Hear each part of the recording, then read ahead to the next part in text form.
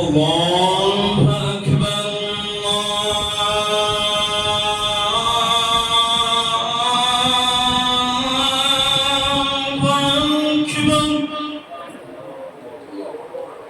الله أكبر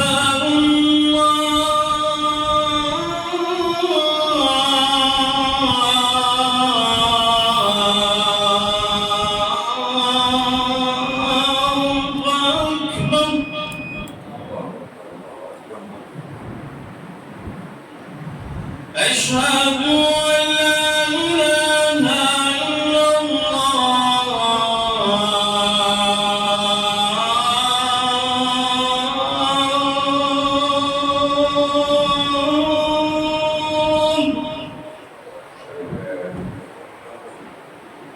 أشهد أن لا إله إلا الله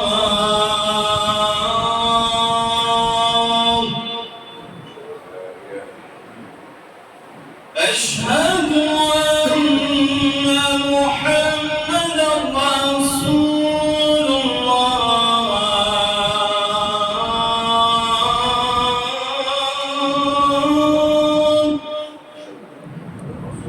أشهد أن محمدا رسول الله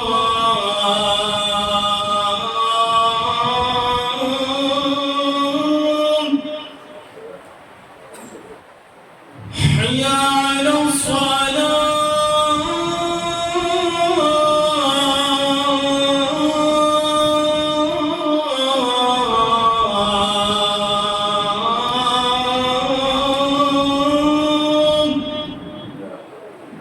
حي على الصلاة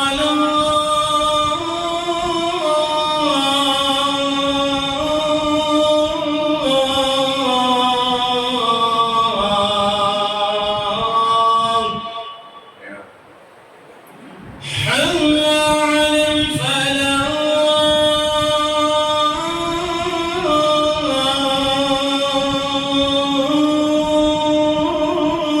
الفلاح حي على الفلاح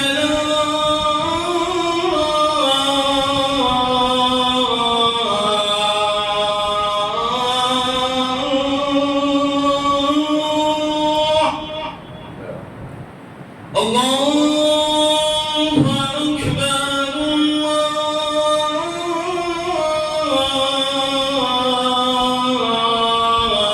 الله أكبر لا إله إلا الله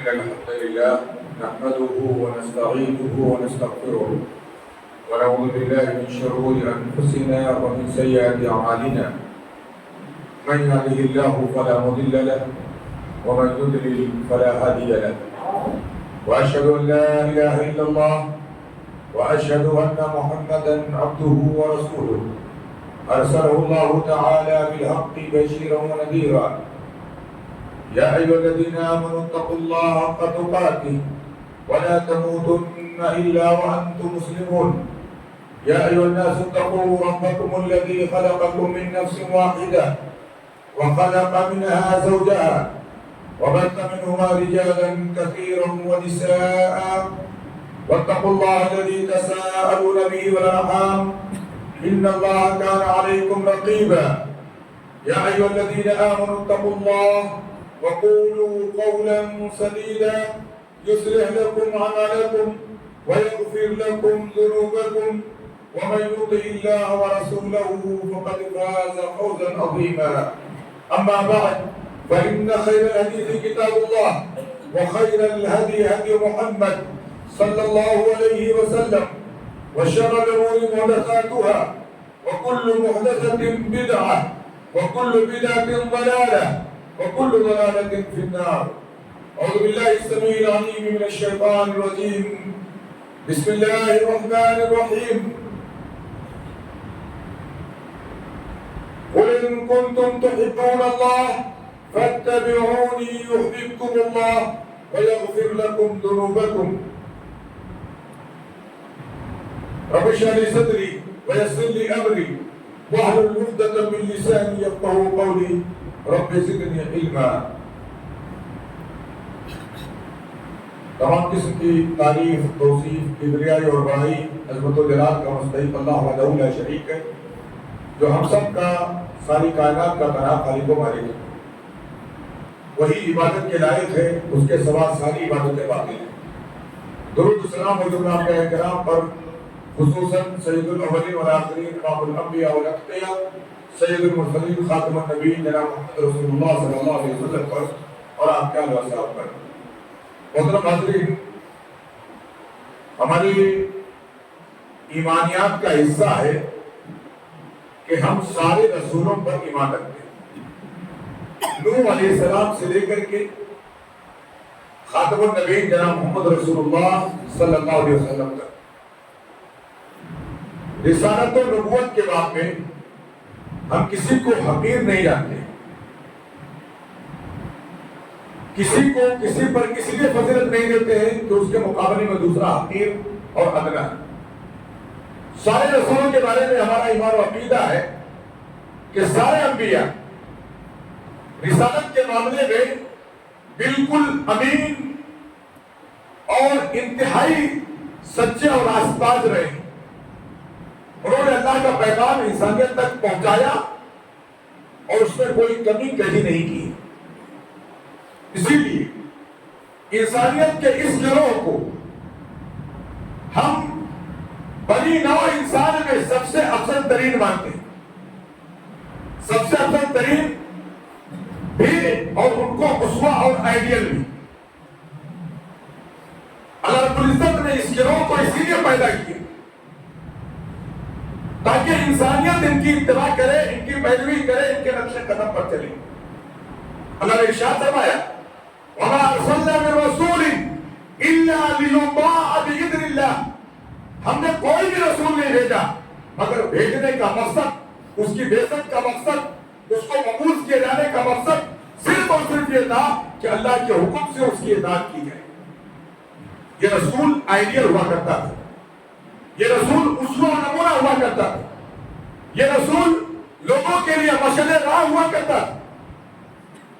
اللہ کے رسول صلی اللہ علیہ وسلم کو بھی جب مبعوث کیا گیا تو آپ کو بھی باعث قدوہ، باعث اسوہ، باعث نمونہ اور آئیڈیل آپ کو مبعوث فرمایا گیا. یہ بات میں بتاتے چلو کہ انبیاء علیہ السلام کا جو انتخاب ہوتا ہے میرے بھائی، اللہ نبیوں کو چنتا تھا، رسولوں کو چنتا تھا. یہ لوگوں کا اپنا اختیار نہیں تھا کہ ہم اللہ کی عبادت کرنے لگ جائیں، ذکر و اذکار میں لگ جائیں، اپنے آپ کو رذائل سے، خصائص سے پاک کر لیں، بہترین صفات کے حامل بن جائے. ہو سکتا ہے اللہ تعالیٰ ہم کو نبی بنا لے. ایسا نہیں. یہ انتخاب اللہ کا انتخاب ہے، یہ چناؤ رب کا چناؤ ہے. اللہ اپنے بندوں کے دلوں کی طرف دیکھتا ہے. جو رسالت کے لائق تھے، جو نبوت کے لائق تھے، اللہ نے ان کو رسالت و نبوت کے لیے منتخب فرما دیا، جیسے کہ عبداللہ بن مسعود رضی اللہ تعالیٰ عنہ کا قول ہے. اللہ نے قرآن کریم میں کہا اللہ یصطفی من الملائکۃ رسلا ومن الناس. اللہ چنتا ہے فرشتوں میں سے بھی، لوگوں میں سے بھی، انسانوں میں سے بھی، جن کو چاہتا ہے ان کو اپنے رسول کی حیثیت سے، ان کو پیغمبر کی حیثیت سے اللہ چنتا ہے. یہ استفاء، یہ اختیار، یہ اجتباء یہ اللہ کی طرف سے ہوتا ہے میرے بھائی. یہ لوگوں کی اپنی دوڑ نہیں ہوتی. اسی لیے اللہ جب نبی کسی کو نبی کے لیے چنتا ہے تو شروع ہی سے، بچپن ہی سے، ولادت کے بعد ہی سے، بلکہ ولادت کے پہلے ہی سے اللہ تعالیٰ اسے بہترین خاندان میں پیدا کرتا ہے. جائز رشتوں سے پیدا ہوئے لوگ ہوتے ہیں، ان کے نسب پر کوئی انگلی نہیں اٹھا سکتا ہے. ایسے لوگ ہوتے ہیں اللہ جب چن لیتا ہے تو ان کے کیریکٹر پر، ان کے کردار پر کوئی انگلی نہیں اٹھا سکتا، مشتبہ نہیں کر سکتا. ہمارے نبی جناب محمد رسول اللہ صلی اللہ علیہ وسلم جو سارے جہان والوں کے لیے رحمت للعالمین بنا کر کے بھیجے گئے، وما ارسلناک الا رحمۃ للعالمین. جملے پر غور کیجیے گا، آیت کریمہ پر نظر رکھیے گا. اے نبی صلی اللہ علیہ وسلم، ہم نے آپ کو سارے جہان والوں کے لیے رحمت بنا کر کے بھیجا ہے. صرف دنیا والوں کے لیے نہیں، آخرت والوں کے لیے نہیں، عالم فانی کے لیے نہیں، عالم باقی کے لیے. اللہ کے رسول صلی اللہ علیہ وسلم عالم انسی کے لیے نہیں، عالم جن کے لیے بھی اللہ کے رسول صلی اللہ علیہ وسلم رحمت ہے. میرے بھائیو، رحمت للعالمین جب ہم کہتے ہیں، جسے کہتے ہیں رب العالمین، اللہ کیا ہے؟ سارے جہان والوں کا رب ہے. ایسے اللہ کے نبی کے ساتھ جب رحمت کا تذکرہ کیا کیا؟ آپ کو کیا کیا؟ رحمت للعالمین. آپ کی رحمت صرف دنیا کے لیے نہیں. آپ اندازہ کریں کہ آپ کی رحمت کتنی وسیع ہے. اللہ کے نبی صلی اللہ علیہ وسلم کہتے ہیں لِكُلِّ نَبِيٍّ دَعْوَةٌ مُسْتَجَابَةٌ دَعَا بِهَا لِقَوْمِهِ. ہر نبی کو ایک دعا کا اختیار دیا گیا اللہ کی جانب سے. دعا کرو، یہ دعا تمہارے یا تمہاری امت کے حق میں قبول کی جائے گی. اللہ کے نبی کہتے ہیں سارے نبیوں نے یہ آپشن استعمال کر لیا ہے. دعا بها لقومی. دنیا ہی میں انہوں نے اپنے قوم کے لیے وہ دعا کر دی اور اللہ نے اسے قبول کر. ہمارے نبی کی رحمت کی نظر دیکھی، آپ کا رحمت للعالمین ہونا دیکھی، آپ کی گہرائی اور وسعت، نظر کی گہرائی اور وسعت دیکھی. نبی رحمت للعالمین کہتے ہیں وَإِنِّي اخْتَبَعْتُ دَعْوَتِي شَفَاعَةً لِأُمَّتِي يَوْمَ الْقِيَامَةِ. میں نے اپنی اس دعا کو ریزرو کر کے رکھ دیا ہے تاکہ قیامت کے دن میری ساری امت کو شفاعت کا حق مجھے مل سکے. میرے بھائیو، نبی کی رحمت ابدی نجات کی تھی، اس پر آپ کی نظر ہے. میری امت قیامت کے دن رسوا نہ ہو، میں اس کو جہنم سے نجات دلا سکوں، میں اس کو ابدی نعمت کی طرف لے جا سکوں. اس دن میرے دعا کام آئے. کہتے ہیں اتبعت دعوتی، میں نے اپنی اس دعا کو ریزرو کر لیا ہے، چھپا کے رکھ لیا ہے. شفاعۃ لامتی یوم القیامہ. کس دن استعمال کروں گا؟ قیامت کے دن اپنی امت کی شفاعت کے لیے استعمال کروں گا. پھر میری دعا رد نہیں کی جائے. اللہ کے نبی صلی اللہ علیہ وسلم رحمت للعالمین ہے. میرے بھائیو، اللہ کے نبی صلی اللہ علیہ وسلم قدوہ ہے، اسوہ ہے. اسی لیے اللہ کے نبی صلی اللہ علیہ وسلم کا خاندان بھی اعلیٰ اور عرفہ. اللہ کے رسول صلی اللہ علیہ وسلم کہتے ہیں وَلِدْتُ مِن نِكَاحٍ لَا مِن صَفَاءٍ. میرا جنم نکاح سے ہوا ہے، بدکاری سے نہیں. شریف النسب. آپ کا خاندان اور قبیلہ آپ میں سب سے ممتاز قبیلہ، آپ بنو اسماعیل میں سے. اللہ نے بچپن ہی سے آپ کے عادت و اطوار کو ایسا بنایا، کسی بھی معاملے میں مکے والے اگر مثال دیتے ہیں تو ابن عبداللہ کی مثال دیتے ہیں، محمد صلی اللہ علیہ وسلم. چاہے وہ صداقت کا معاملہ ہو، سچائی کا معاملہ ہو، چاہے وہ امانت کا معاملہ ہو، چاہے وہ لوگوں کی ہمدردی کا معاملہ ہو، لوگوں کے کام آنے کا معاملہ ہو، لوگوں کی مصالحت کا معاملہ ہو، چاہے وہ عفت اور پاسداری کا معاملہ ہو، چاہے وہ بہترین کیریکٹر اور کردار کا معاملہ ہو. انگوش اور انگلی اگر اٹھتی تو محمد ابن عبداللہ کی طرف اٹھتی، عبد المطلب کے کوٹے کی طرف اٹھتی. اللہ نے کیریکٹر میں، اخلاق میں اتنا اعلیٰ مقام دیا تھا آپ کو کہ آپ کی مثال ملنا ناممکن ہی نہیں، محال ہے میرے بھائی، کوئی نہیں سکتا کوئی آپ کے جیسا کیریکٹر اور اخلاق پیش کرتا۔ دنیا میں جتنے اچھے اخلاق پیش کیے جا سکتے وہ سب کے سب میرے نبی کے اخلاق کا پرتو ہے میرے بھائی، انہیں کی ایک جھلک۔ چند اخلاق انشاءاللہ میں آپ کے سامنے بھی پیش کروں۔ آپ کی جسمانی بناوٹ، آپ کا چہرہ، آپ کا حسن، آپ کا جمال اتنا بہترین تھا، آپ اتنے خوبصورت تھی کہ صحابہ کرام رضوان اللہ تعالیٰ علیہ اجمعین جب آپ کا بیان کرتے صاف طور پر کہتے کہ اللہ کے رسول صلی اللہ علیہ وسلم کا چہرہ سورج اور چاند تھی۔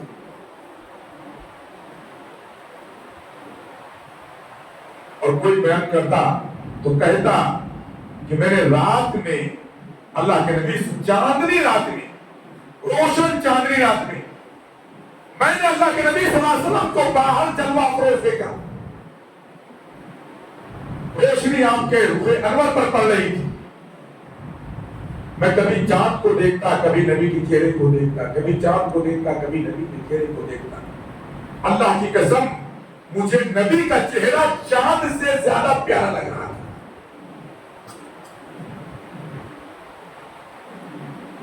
یہی نہیں میرے بھائی، اللہ کے نبی صلی اللہ علیہ وسلم کے اخلاق کی بات کریں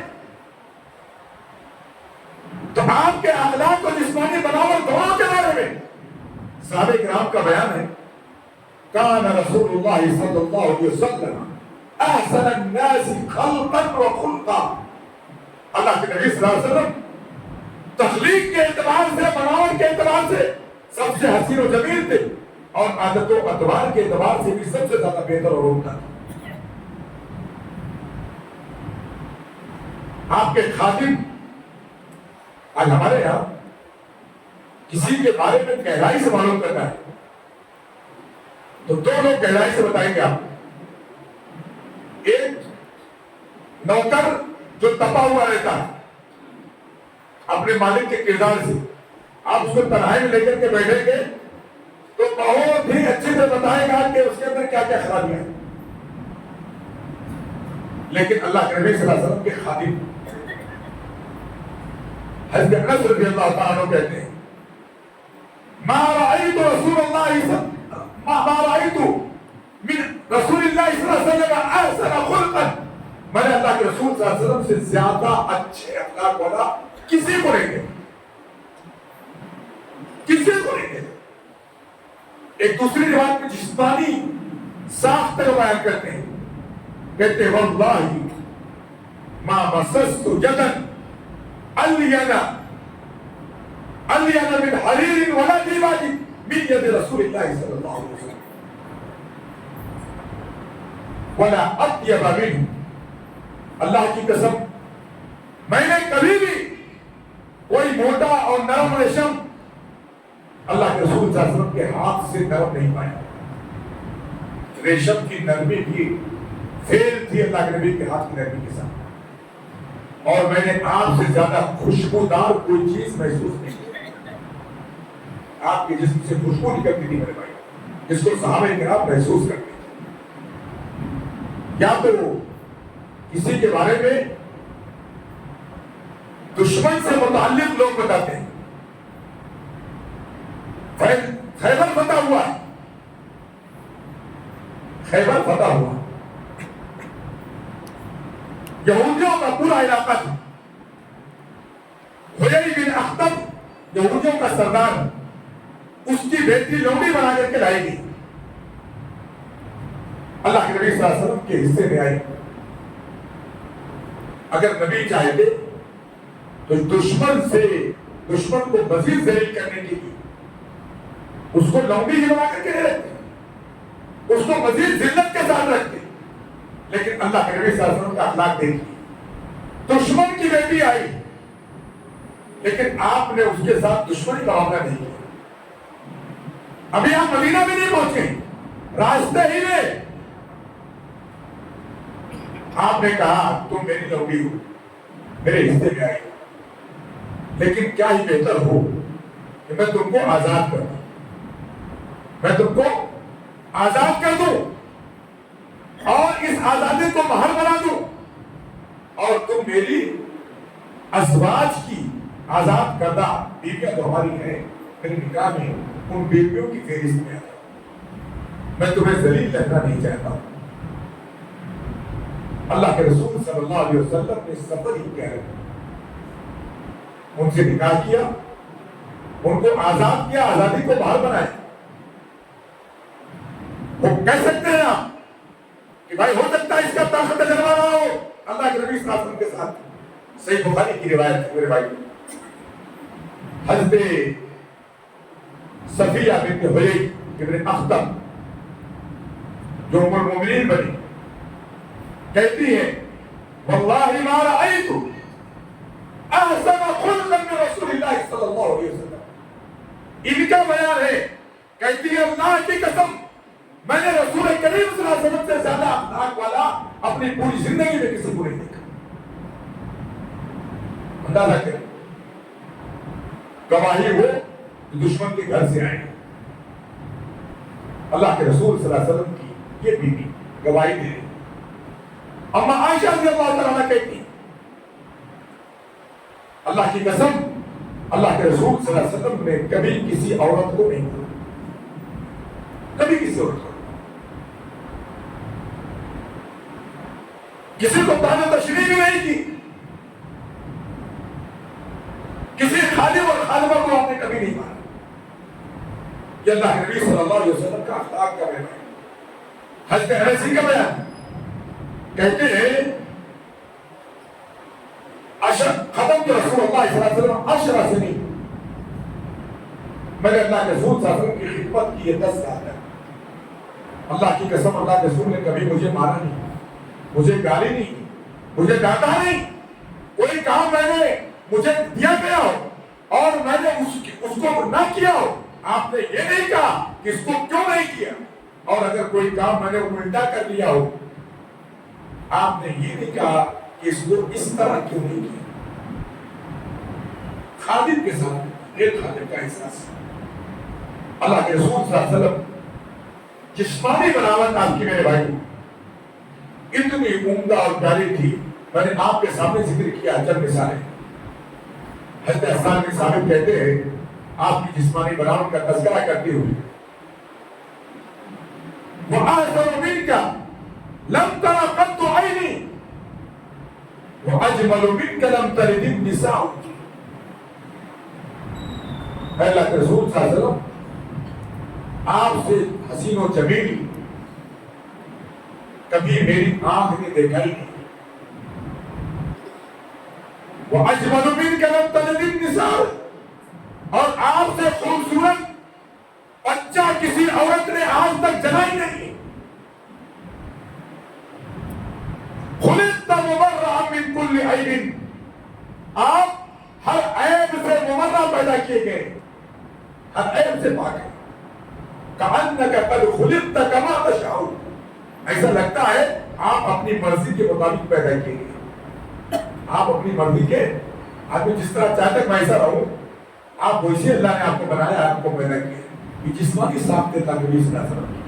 میرے بھائیو اخلاق کے چند نمونے میں نے آپ کے سامنے ذکر کیے. اللہ کے نبی صلی اللہ علیہ وسلم کے اخلاق دشمنوں کے ساتھ. سبحانہ میرے سال کا واقعہ آپ کو یاد ہے, بنو حنیفہ کے سردار ہے, جرم میں قید کر کے مدینے میں لائے گئے, مسجد نبوی کے کھمبے سے باندھ دیے گئے.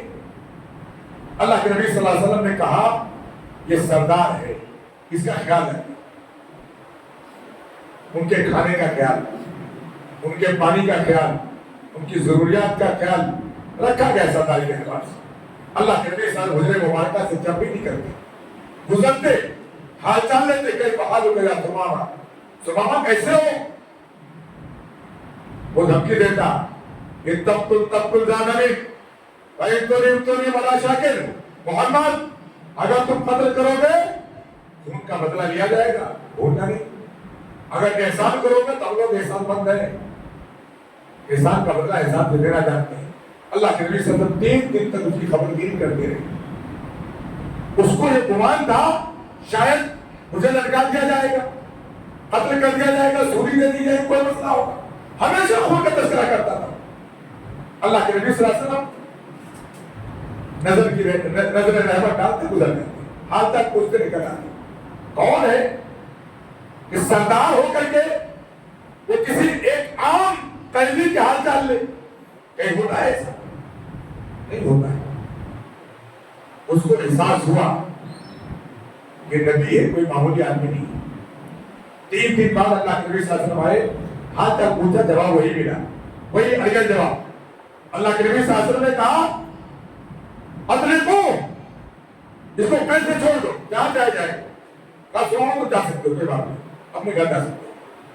مسجد کے باہر نکلا، 3 دن تک جو اس نے مشاہدہ کی مسجد کے ماحول کا، نبی کے اخلاق کا، نبی کریم صلی اللہ علیہ وسلم کی جانب سے جو اس کو توقع تھی سزاؤں کا، کچھ بھی نہیں اس کو ملا. اکرام و تکریم کا. باہر نکلا، واپس پلٹ آیا. کہا سبحان اللہ کیا ہوا؟ کہا اللہ کے رسول پہلے تو ارادہ تھا کہ آزاد ہوتے ہی بنو حنیفہ میں بھاگ جاؤں گا، لیکن اب آپ کا اسیر و غلام بن گیا ہوں، لیکن آپ کا کلمہ پڑھے بھی نہیں رہ سکتا. کلمہ پڑھا، مسلمان ہو گئے، مکہ گئے، وہاں پر جا کر کے عمرہ ادا کیا. مکے والوں کو لگا کہ شاید قبیلہ یمامہ سے جائے ہمارے آیا. مکے والوں نے درخواست کی کہ سمامہ مدینے والوں پر ایک بھی غلہ کے اوپر بھیجنا. کہا تم لوگ کسی غلط فہمی میں جی رہے ہو. ابھی سمامہ صرف سمامہ نہیں ہے، سمامہ مسلمان ہو گیا ہے. اور کان کھول کر کے مکے والے سن لو، اب ایک بھی غلہ کے ہوں، ایک بھی دانا کے ہوں، نجد سے مکے میں اس وقت تک نہیں آئے گا جب تک محمد صلی اللہ علیہ وسلم اس کی اجازت نہیں دے گی.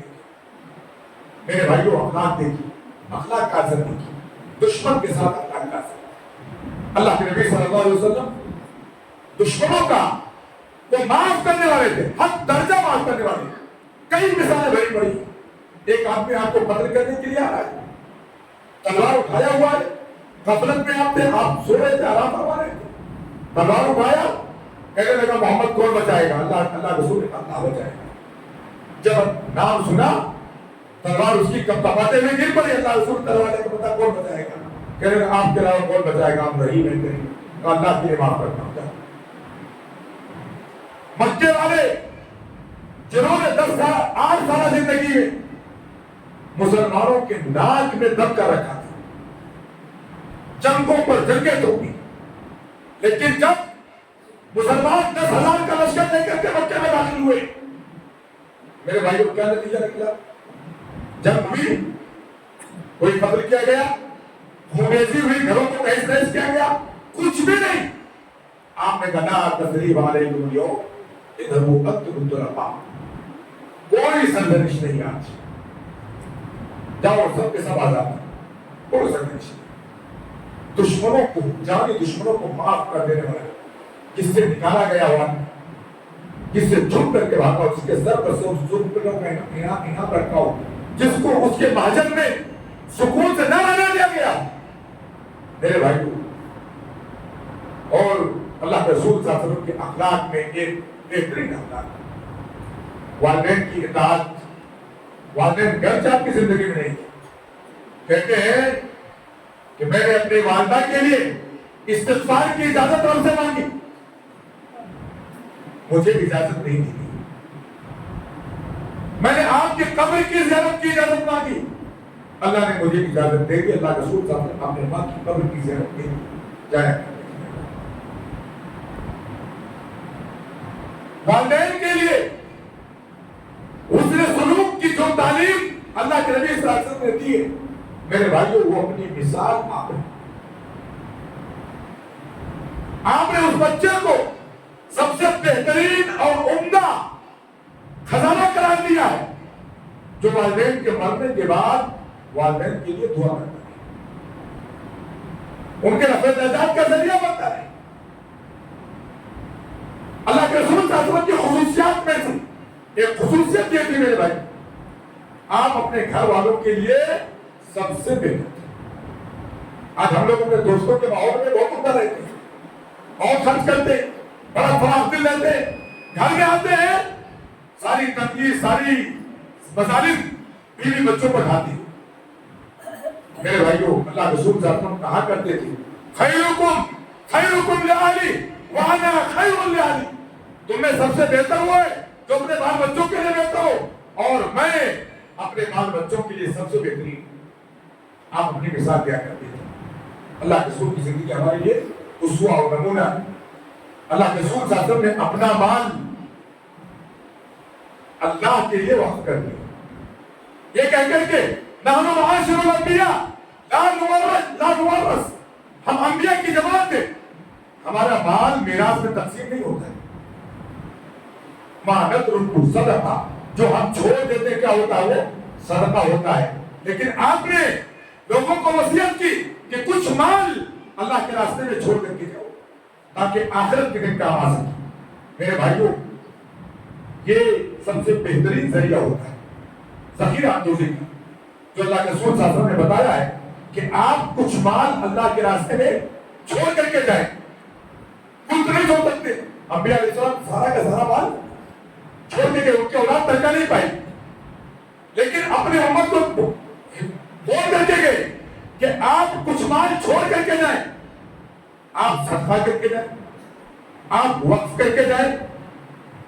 وقف اگر نہ کر کے گئے ہو تو اولاد کو چاہیے کہ اگر ہمارے پاس پراپرٹی زیادہ ہے، ہمارے پاس میراث زیادہ ہے، زمینیں زیادہ ہے، تو کچھ اپنے والدین کے لیے ان کی اطاعت میں سے لے جائیں، یہ ان کی اطاعت میں سے کہ آپ ان کے لیے ان کے پراپرٹی کا کچھ نہ کچھ حصہ اللہ کے راستے میں ان کے نام سے وقف کر دیں، ان کے نام سے وقف کر دیں، تاکہ ان کے مرنے کے بعد یہ ثواب ان کے لیے جاری رہے، صدقہ جاریہ کے طور پر۔ اور اگر وقف کر کے گئے ہیں، انہوں نے اس کو لکھا نہیں ہے، تو آپ اس کو لکھا دیں تاکہ معاملہ پکا ہو جائے۔ میں نے دیکھا ہے، محسوس کیا بعض جگہوں پر کہ باپ ایک بڑی پراپرٹی وقف کر کے گیا ہے، مسلمانوں کے قبرستان کے لیے، مسجد کے لیے، مدرسے کے لیے، کسی عام کیا بولتے استعمال کے لیے، لیکن بچے لانا چلا کر کل بڑی قیمتی زمین تھی، ابا پاگل تھے، امی پاگل تھی، وراثت پہ لے کے چلیں گے، ہم اس کو تقسیم کر لیتے ہیں، لکھی نہیں کی، ہم اس کو تقسیم کر لیتے ہیں۔ میرے بھائیوں، اس کو اہل علم نے والدین کے ساتھ وفا نہیں جفا لکھا ہے، ظلم ہے۔ ایک آدمی ارادہ کر کے گیا، زبانی بول کر کے گیا، بہترین اولاد کا کام یہ ہے کہ اب اس کام کی تکمیل آپ کر دیں، اس کو مکمل کر کے لکھ دیں، اور اگر لکھ کر کے نہیں گئے تو اس کو لکھوا دیں، لکھ کر کے گئے اس پر غلط نظر آپ نہ کریں۔ میرے بھائیوں، یہ والدین کی اطاعت کا معاملہ ہے، اور ان کے ساتھ گھر والوں کے ساتھ سب سے بہترین رہنا یہ اللہ کے نبی صلی اللہ علیہ وسلم کا طریقہ تھا، اور بھی بہت سی مثالیں اللہ کے نبی صلی اللہ علیہ وسلم کی ہے۔ ضرورت ہے کہ ہم اللہ کے نبی صلی اللہ علیہ وسلم کی سیرت کو پڑھیں، سمجھیں اور اس کو اپنی عملی زندگی میں داخل کریں۔ اللہ کے نبی صلی اللہ علیہ وسلم کی سیرت بالکل مثل آئینہ ہے، اس کو پڑھ کر کے ہم اس کو اپنی عملی زندگی میں داخل ہمیں کرنا چاہیے، کیونکہ لقد کان لکم فی رسول اللہ اسوۃ حسنہ، تمہارے لیے اللہ کے نبی کی زندگی بہترین آئیڈیل اور نمونہ ہے۔ اگر تمہیں لمن کان یرجو اللہ والیوم الآخر وذکر اللہ کثیرا، اگر اللہ رب العزت سے بہترین ملاقات کی امید ہے، آخرت میں اللہ سے ملاقات کی آرزو ہے، اور اللہ کا ذکر کرتے ہو، اللہ کے رسول کو اسوہ بناؤ، آئیڈیل بناؤ، نمونہ بناؤ، اور آپ کے نقش قدم پر چلو، آپ کے اخلاق کو اپناؤ، اللہ کے نبی صلی اللہ علیہ وسلم کے کریکٹر کو اپناؤ، اور ایک بہترین انسان بن کر کی زندگی گزارو، اور کامیابی کی اللہ سے امید رکھو۔ اللہ رب العزت سے دعا ہے، پروردگار ہمیں نبی کی سیرت کو پڑھنے، سمجھنے اور اس کو اس کے مطابق اپنی زندگی کو ڈھالنے کے نام میں توفیق دے۔ اللہ جب تک زندہ رکھے، ایمان پر قائم دائم رکھے، جب خاتمہ ایمان اسلام پر ہو۔ وصلی اللہ علی نبینا محمد وعلی آلہ وصحبہ وسلم۔ بارک اللہ لی ولکم فی القرآن العظیم ونفعني وإياكم بما فيه من الآيات والذكر الحكيم إنه كان جواد كريم ملك فضل.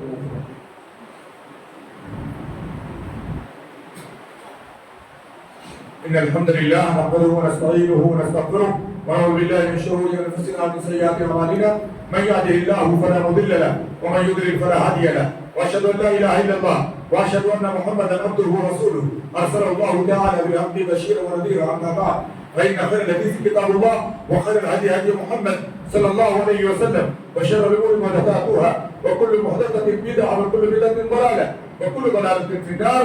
أعوذ بالله السميع العليم من الشيطان الرجيم. إن الله وملائكته يصلون على النبي يا أيها الذين آمنوا صلوا عليه وسلموا تسليما. اللهم صل على محمد وعلى آل محمد كما صليت على إبراهيم وعلى آل إبراهيم إنك حميد مجيد. اللهم بارك على محمد وعلى آل محمد كما باركت على إبراهيم وعلى آل إبراهيم إنك حميد مجيد. إن الله يأمر بالعدل والإحسان وإيتاء ذي القربى وينهى عن الفحشاء والمنكر والبغي يعظكم لعلكم تذكرون. فاذكروا الله العظيم الجليل يذكركم وادعوه يستجب لكم وذكر الله أكبر والله يعلم